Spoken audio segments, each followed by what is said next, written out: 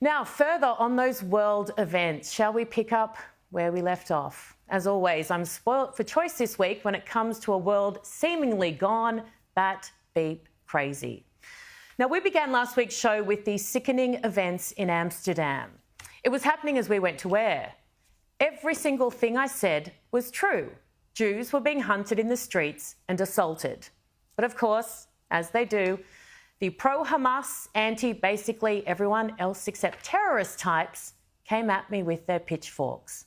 Not literally, of course, they saved that for Jewish people, for now. And I paraphrase because it's hard to directly quote their vulgar attacks. You got it wrong. They started it. Israeli fans were pulling down flags and chanting awful things. Now, hooligans at football matches, it's nothing new and unfortunately happens all over the world. Was this just that? No, it wasn't.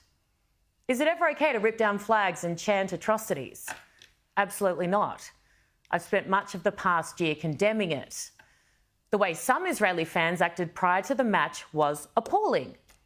I'd equate it, in fact, to the disgusting behaviour I've seen thousands of times over the past year aimed at Israel. Let's have a little recap, shall we, of two things, because if I'm to believe those defending what occurred after the match in Amsterdam, that the Jews started it, if they are right, and that the retaliation was not only justified but deserved, then surely no one would be naive enough to assume it wouldn't apply equally to both, right? So, since October 7, a little compilation of the pulling down of posters of hostages, burning of Israeli and Western flags, the yelling of hateful chants. Take a look.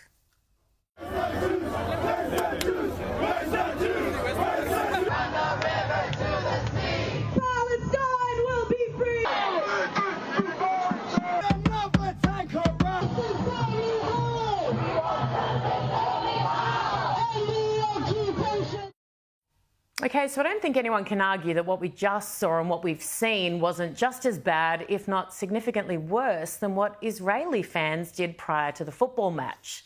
So now, if the justification is real and valid, then let's go to the vision that must exist of Israeli and Jewish revenge attacks. Surely, there'd be thousands. I mean, they started it. Did you see what they did and they said? This is going to be hard to watch. Anyone being hunted down based on their ethnicity or religion, then beaten up, is going to be horrific. Have a look. No?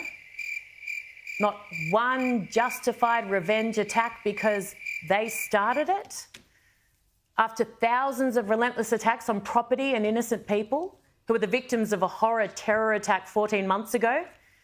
Surely, as they are trying to argue, the justified retaliation would be widespread, hunting in packs, demanding proof of race, religion, then violent attacks. No, not one. It's not even subtle anymore, guys. If an African-American man was an idiot at a football match, would opposing fans launch a hunt of only African-American people in retaliation? If a Hindu woman was an idiot at a football match, would opposing fans launch a hunt of all the Hindu people they could find? If a Catholic man, you get my drift. If any other religious group was being hunted in the streets on video, this is not allegedly, it's on video, would anyone in the world, especially lefty lunatics who proclaim to have the moral authority on human rights, ever try to argue context? They started it. Never. The premise of the argument is utterly ridiculous. Not to mention the intelligence warnings of premeditated, that means pre-planned, by the way, attacks before anything was said and done by anyone. Give us a break. At least they used to try and disguise their antisemitism. They've given up even trying that. If you'd come to me and pitched this, right, think about everything that's happened since October 7. As a plot to a fictional movie, like, you know, these people got attacked, babies were killed, burned, the whole thing, it was horrible, women raped, then the whole world supported the terrorists who did it and continued to attack the victims. I'd say to you, no, even as a fiction, it would be implausible. No one would believe it. It would be ridiculous. But here we are, in real life, watching crazy play out. And what about this? And a warning, this vision is truly awful. Thousands of hours of tape has been released publicly of innocent Palestinians being tortured. It's gruesome. It's so hard to watch. It is sickening. So given how desperately so many claim to care only for innocent lives in Gaza, has nothing to do with hating Israel, they say, let's now go to all the protests that no doubt must have occurred this week against the people hurting innocent Palestinians. Hamas, the terrorists. No, nothing. Hamas is responsible for every single death in Gaza since October 7 and many before, but some people are too blind to see that, too indoctrinated. So I assumed the irrefutable video evidence of Hamas in the process of actually hurting innocent Palestinians would have been mind-blowing for them, like eye-opening, sparked a massive uproar. I mean, you can't refute it, it's there on video. Of course not. Because they are not who they say they are, and it's not about what they say it is. Come on. The vision of kids in Gaza is excruciating to watch. I get it. It's sickening. Some of the babies I saw this morning, toddlers looking for their parents, it is gut-wrenching. You know what will end their pain immediately? Not a fanciful ceasefire allowing the terrorists to regroup, more hostages to die, and this to repeat over and over and over again.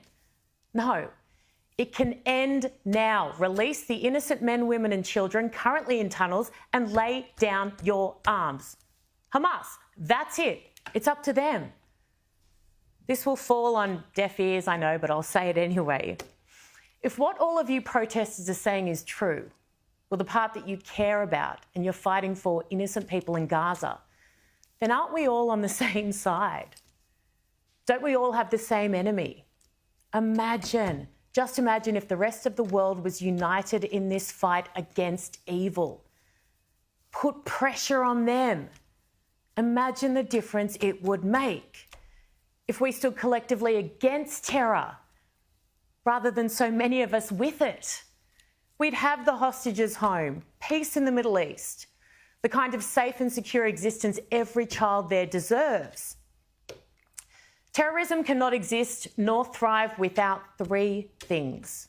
1, useful idiots. 2, weak leaders. And 3, silent majorities. Now, all three combined, well, that's lethal. So take control of what you can, just you. Are you silent? Don't be. We can't make an immediate difference to weak leaders or useful idiots. They are just a write-off. But guess what? If we can just nail the third, everyday people speaking up for what is right, the rest will follow suit. Just like the terrorists, weak leaders need useful idiots and silent majorities to survive as well. Don't let them, particularly the latter. So don't be complicit. Don't be a bystander. Not to get too philosophical, but as American anthropologist Margaret Mead said, never doubt that a small group of thoughtful, committed people can change the world. Indeed, it is the only thing that ever has. Drown out the idiots and reject weak leaders at the ballot box, or we will soon reach a point of no return. And if that comes, then God help not only the Jews, but the rest of us. The start of this story is not new. We have seen it all before. Don't let the ending be the same, or potentially, if you can imagine, even worse.